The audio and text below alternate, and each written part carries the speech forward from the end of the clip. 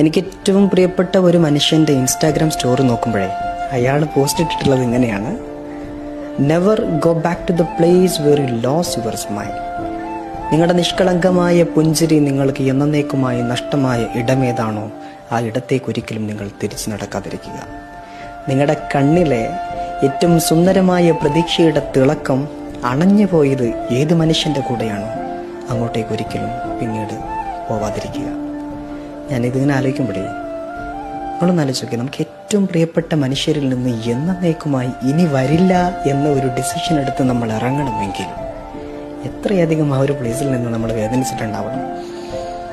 ഒരിക്കലും നമുക്ക് ഗസ് ചെയ്യാൻ പറ്റാത്ത രീതിയിലുള്ള മുറിവിൻ്റെ ആഴം ആ ഒരു ഇടത്ത് നിന്ന് കിട്ടിയത് കൊണ്ടാണ് പിന്നീട് അങ്ങോട്ടേക്ക് പോകുന്നത് ഓർക്കുന്നത് പോലും നമുക്ക് വേദനയായിട്ട് മാറുന്നത്.